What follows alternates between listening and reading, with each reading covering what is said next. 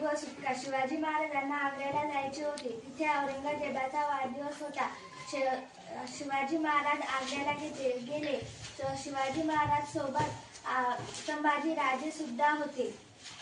शिवाजी महाराज तिथे गेले. शिवाजी महाराजांचा तिथे खूप अपमान केला. त्यांना शेवट उभी करले. त्यांच्याहून लहान लहान राजांना पुढे उभे केले.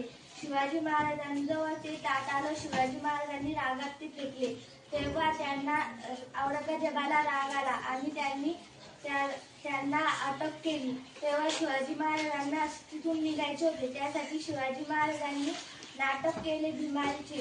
तर औरंगजेबाने खूप वैद्य बोलावले तरी शिवाजी महाराज म्हणे, माझे असे बरे होणार नाही. तुम्ही प्रजेला मिठाई द्या. तर रोज मिठाईचे पेठारे जायचे. एकदा शिवाजी महाराजांनी त्या मिठाईच्या पेठाऱ्यात बसून बाहेर पडले. तेव्हा संभाजी राजे बाहेर होते. तेव्हा शिवाजी महाराजांनी संभाजी राजांना घेऊन निघाले. तेव्हा मंदातच संभाजी महाराजांना इतक्या दूर जाणे शक्य नव्हते. तर म्हणून शिवाजी महाराजांनी त्यांना मथुरेत ठेवले.